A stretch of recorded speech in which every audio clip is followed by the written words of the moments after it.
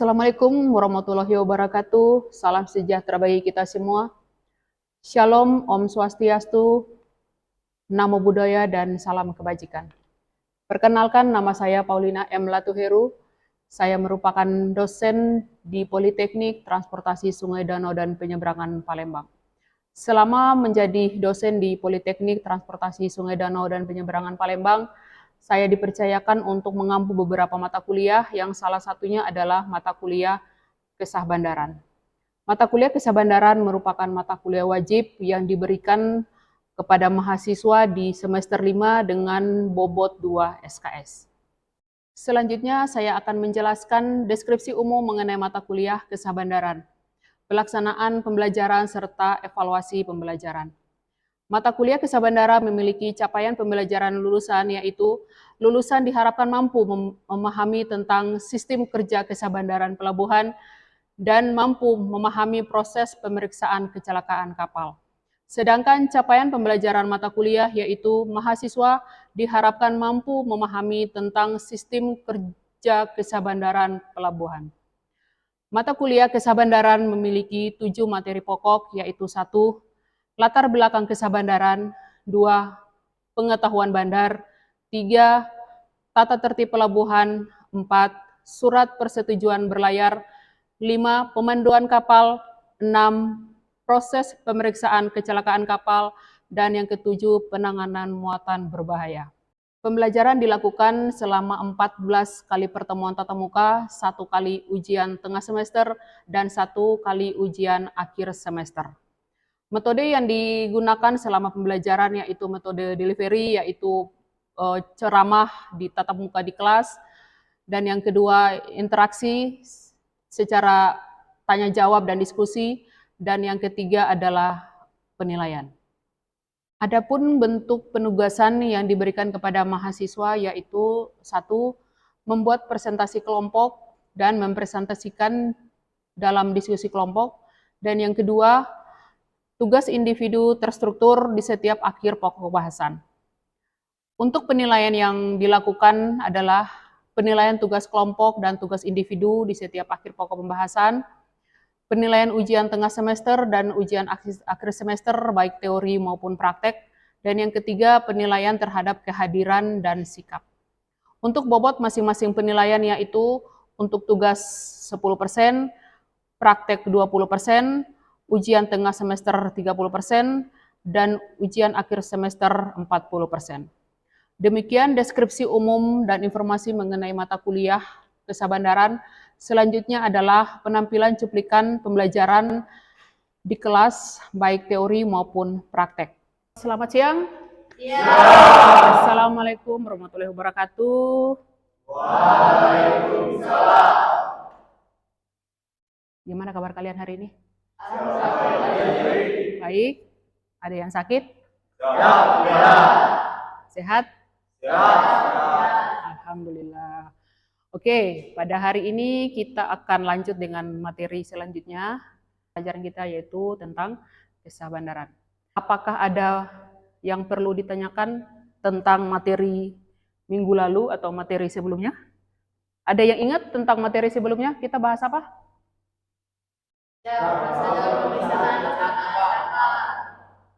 Prosedur pemeriksaan kecelakaan kapal. Kita berbicara tentang penanganan muatan berbahaya. Yang perlu kita bahas atau yang perlu kita ingat adalah dasar hukum. Dasar hukum dari muatan berbahaya itu sendiri. Kenapa gitu? Kenapa sih kita harus memikirkan dasar hukumnya dulu atau aturannya dulu? Karena jangankan barang berbahaya gitu, barang biasa saja itu semuanya diatur dalam dasar hukum. Atau untuk melaksanakan bongkar muat atau pemuatan apapun itu semuanya ada aturan mainnya gitu, ada aturannya gitu. Begitu juga dengan penanganan muatan berbahaya. Nah, selanjutnya Setelah dasar hukum, kita akan berbicara tentang definisi. Apa sih itu muatan berbahaya? Lanjut, yang ketiga ada tentang klasifikasi barang berbahaya. Jadi barang berbahaya itu ada kelas-kelasnya. Bukan hanya satu macam saja barang berbahaya, tetapi ada kelas-kelasnya. Lanjut. Yang keempat adalah pemisahan dan segregasi. Dan yang kelima ada kemasan barang berbahaya. Dan yang keenam ada marking, labeling, dan plakat. Ya, kita lanjut masuk ke pokok bahasan yang pertama tentang dasar hukum. Oke, dasar hukum yang pertama. Apa itu? Terkait dengan peralatan dan operasional kapal. Aturan yang pertama tentang penanganan muatan itu tertuang di dalam SOLAS. Apa itu SOLAS? Safety of life at sea. Yes. Safety of life at sea. Jadi kalau sudah dengar SOLAS itu, orang pikir itu dia hanya berbicara tentang alat keselamatan, ya kan? Ya yang sekoci, alat keselamatan, segala macam. Ternyata di dalam SOLAS itu juga dia berbicara tentang, atau dia mengatur tentang barang berbahaya.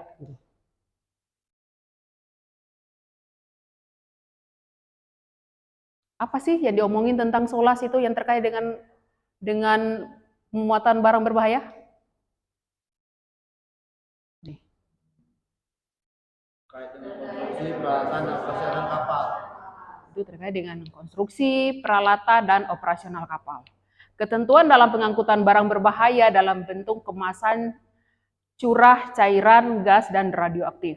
Jadi semua kelas muatan berbahaya, baik itu dia dalam bentuk kemasan, curah, cairan, gas, dan radioaktif. Nah, untuk pemuatannya gitu kan, kapal, untuk pemuatan kapal, terus peralatan operasional tertuangnya di dalam SOLAS. Chapter berapa? Chapter 7. Oke, lanjut. Aturan yang kedua ada MARPOL. Apa itu MARPOL?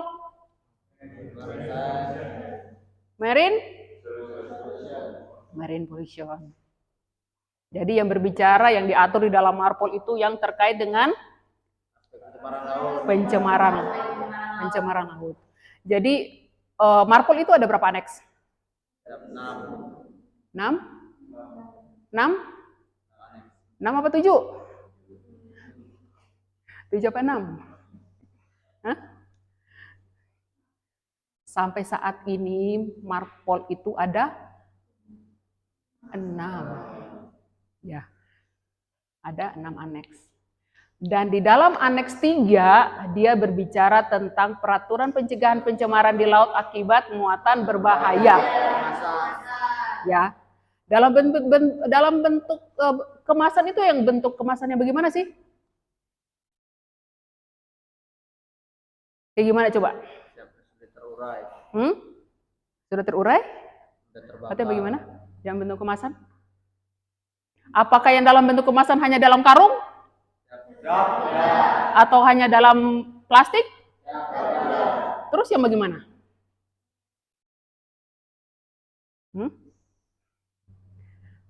Peraturan pencegahan pencemaran di laut akibat muatan berbahaya dalam bentuk kemasan. Jadi kalau udah berbentuk kemasan ini, sabun mandi itu pun dalam bentuk kemasan, ya kan?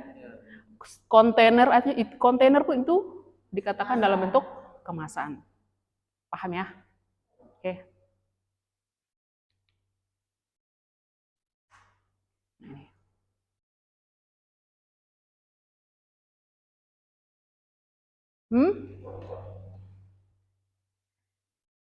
IMDG Code. International Maritime. Nah, semua barang berbahaya, semua barang atau semua muatan berbahaya, semuanya diatur dalam aturan ini. Ya, aturan ini. Dan aturan ini dia dibagi menjadi 2 volume. 2 volume, yaitu volume 1 dan volume 2. Volume 1 isinya tentang apa nih? Ketentuan umum, klasifikasi barang berbahaya, persyaratan pengemasan, prosedur pengiriman, konstruksi dan pengujian kemasan. Dan ada juga volume 2. Yang pertama ada daftar barang berbahaya, pengecualian untuk jumlah untuk terbatas, indeks, dan lampiran. Jadi semua kapal yang memuat barang berbahaya atau kapal-kapal yang muatan berbahaya, dia wajib di atas kapal dia punya 2 buku ini. Gitu. Jadi kalau misalkan besok-besok ya kalian di kapal gitu, disuruh nih, Junio tolong lihat dulu bahan yang mudah meledak. Dia termasuk kelas berapa? Itu bukunya buku volume 1 atau 2? Volume 2. Hah? 2. 2 apa 1? 1. Jadi untuk klasifikasi muatan berbahaya itu ada di volume 1. Cari di volume di sini nggak ketemu nanti. Ya. Atau coba dicek dulu muatan curah yang bisa meledak, muatan cair yang bisa meledak. Dia proses pengirimannya bagaimana sih? Itu lihatnya di mana? Volume 1. Ya, gitu ya. Paham ya? Ini buku ini boleh kalian di perpus ada, silahkan kalian cek gitu ya. Bisa kalau kalian butuh berarti sudah paham lah ya. Lanjut. Yang 3 tadi itu adalah aturan internasional. Nah, ternyata ada juga aturan nasional yang dibuat negara kita untuk menangani muatan berbahaya. Di sini ada 5 aturan dan aturan ini pada dasarnya mengadopsi dari peraturan internasional tadi. Ya, paham ya? Nah, bahan atau zat yang jika tidak ditangani dengan tepat bisa membahayakan keselamatan manusia, merusak properti dan mencemari lingkungan. Barang-barang ini dapat berupa bahan kimia, cairan mudah terbakar, gas bertekanan hingga zat radioaktif.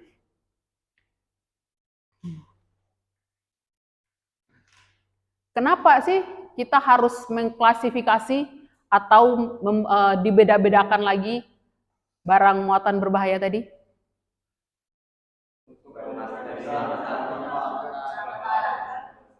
Untuk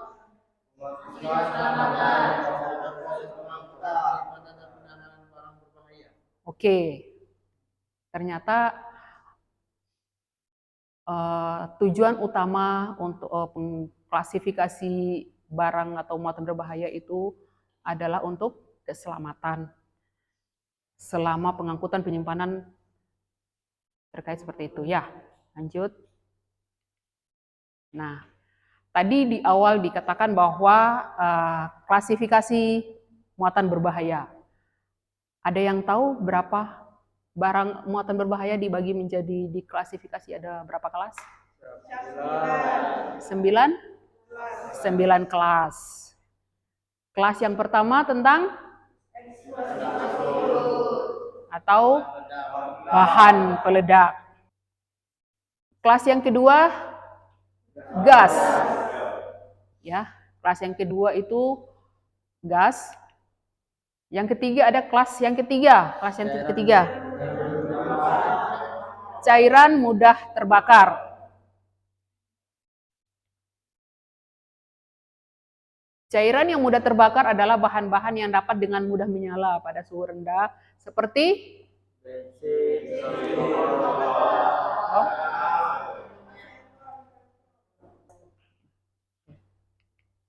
Lanjut yang keempat, ada kelas bahan padat mudah terbakar.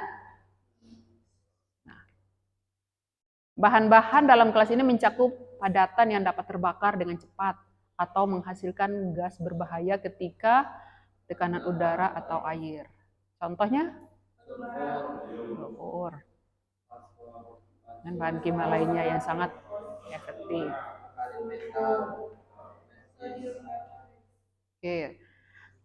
Lanjut ke kelas 5. Kelas 5 itu tentang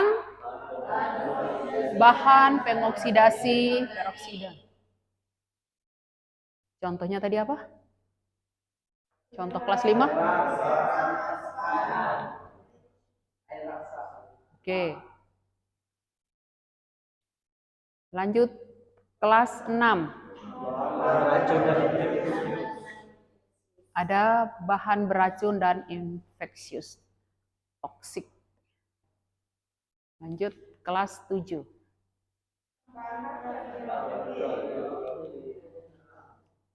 Bahan radioaktif adalah zat yang memancarkan radiasi seperti uranium atau isotop radioaktif. Contohnya apa? Kelas 7?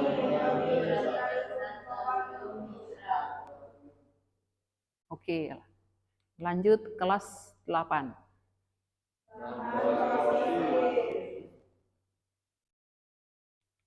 Korosif. Lanjut kelas 9. Berbagai barang berbahaya lainnya. Contoh.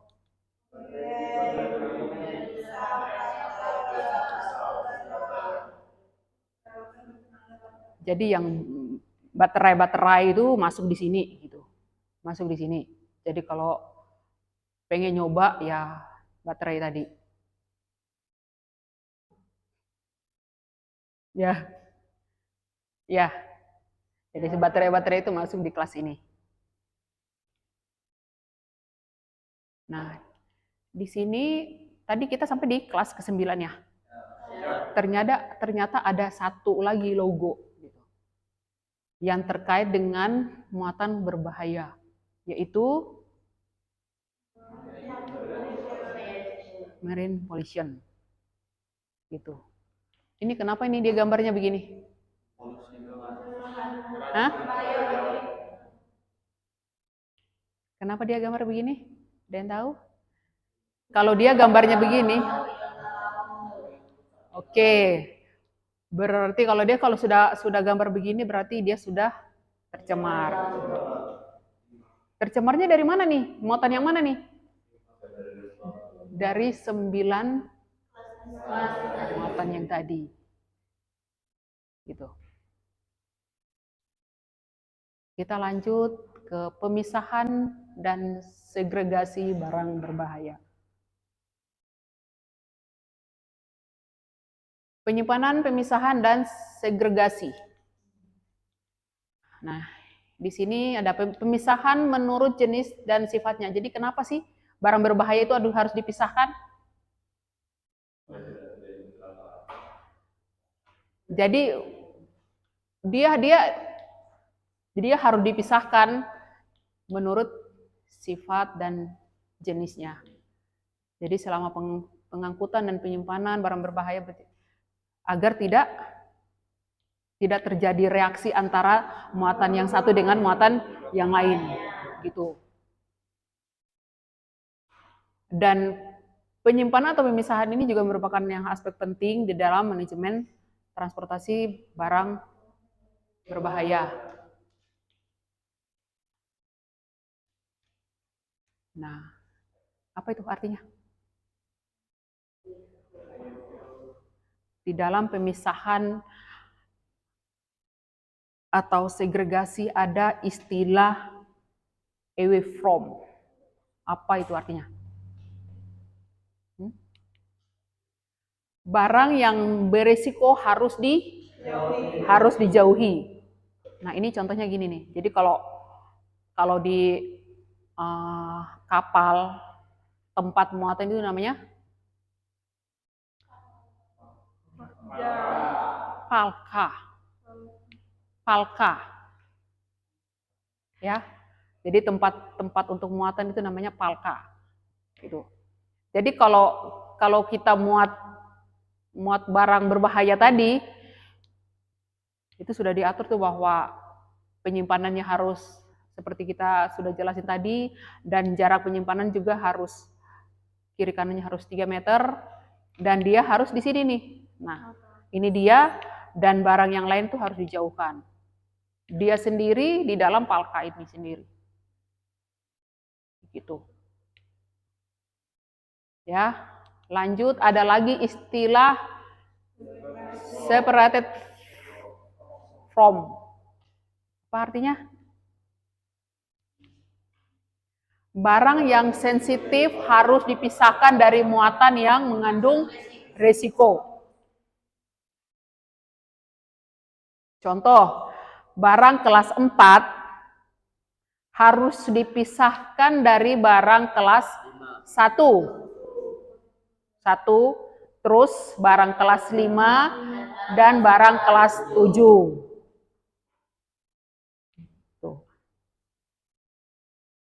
Nah, ini contohnya nih. Jadi ini palka 1, ini palka 2. Ya kan? Ini palka 1, ini palka 2. Nah, ini dia di sini, ini barang berbahayanya di sini. Yang ini barang lain, bukan barang berbahaya. Yang ini juga barang berbahaya yang lain maksudnya. Nah, hanya kalau di sini masih ada pintu palka antara yang ruang 1 dan ruang 1 lagi. Tetapi yang ini tidak ada lagi pintu, tapi dia sendiri di sini. Gitu. Ya. Lanjut, ada lagi istilah separated by a complete compartment or hold from. Yang artinya barang yang berisiko jika dekat atau tercampur barang lain yang sensitif harus ditempatkan terpisah sama sekali dengan ruang palka di antaranya. Ada pertanyaan? Paham? Paham? Oke. Nih. Ada yang bertanya? Siapa yang bertanya? Kenapa? Lapor mahasiswa semester 2 untuk mahasiswa 2016. Polisi bertanya. Ya. Tadi Ibu sudah bilang bahwa SOLAS merupakan salah satu dasar hukum yang mengatur tentang penanganan muatan berbahaya. Yang terkait konstruksi, peralatan, dan operasional kapal. Pertanyaannya, Ibu boleh diperjelas lagi tentang konstruksi, peralatan, dan operasional terkait dengan barang berbahaya? Oke. Silahkan duduk. Kita tentang SOLAS ya. Kita kembali ke slide SOLAS ya. SOLAS. Ada yang bisa menjawab pertanyaan Bapak Wahyu? Tidak. Hah? Salah. Sini ya. Ini ya pertanyaannya ya. Jadi kurang jelasnya di sini gitu. Yang terkait dengan konstruksi, peralatan, dan operasionalnya gitu. Konstruksi yang bagaimana gitu mungkin, maksudnya gitu ya. Konstruksi yang bagaimana, peralatan yang bagaimana, atau operasional yang bagaimana gitu, yang terkait dengan muatan barang berbahaya. Oke. Gini, jadi di dalam SOLAS ini dia berbicara tentang konstruksi, peralatan, dan operasional kapal yang terkait dengan barang berbahaya. Jadi kapal-kapal yang muatan barang berbahaya, konstruksi kapalnya, konstruksi bangunan kapal paham? Ya kan, bangunan kapal. Karena muatan kapal bermuatan biasa, contoh muatan penumpang, itu beda konstruksinya dengan kapal muatan berbahaya. Jadi yang dimaksudnya itu. Jadi yang berbicara di dalam SOLAS itu dia menentukan bahwa kapal-kapal yang muatan barang berbahaya harus begini, gitu. Paham ya? Terus peralatannya bagaimana nih? Jadi semua peralatan yang digunakan untuk bongkar muat si muatan berbahaya tadi. Gitu. Terus operasionalnya bagaimana nih? Misalkan si barang muatan berbahaya ini sudah naik kapal. Dia muatan itu dari darat masuk ke kapal itu bagaimana? Ya, itu operasionalnya. Terus dia sudah di kapal, muatan tadi sudah di kapal, apakah dia hanya begitu doang? Butuh lasing apa tidak? Butuh kan? Nah, itu operasionalnya. Paham ya? Paham ya? Pak Yu paham? Oke, nama kelas muatan berbahaya. Ya. Jadi di sini kita akan praktek sama-sama, kita cari nama 9 kelas muatan berbahaya tadi. Kelas 1 namanya apa? Kita cocokkan dengan logo di depan, gambar di depan. Gitu. Setelah kita sudah menemukan nama 9 kelas tadi, berikutnya kita akan mengklasifikasikan lagi gitu. Muatan-muatan, jadi di depan kalian ini semuanya ini nama-nama muatan berbahaya. Muatan-muatan mana sih yang termasuk di kelas 1 misalkan. Terus dilanjutin lagi, nama-nama atau muatan berbahaya yang mana-mana sih yang dia termasuk di dalam kelas 2. Gitu. Paham ya? Paham? Kalau sudah paham, atau ada pertanyaan? Tidak ada? Paham ya? Kalau tidak ada pertanyaan, silahkan jangan berebutan, saling diskusi. Kira-kira muatan ini masuk di kelas mana, muatan yang ini masuk di kelas mana. Oke? Paham? Ya, silahkan.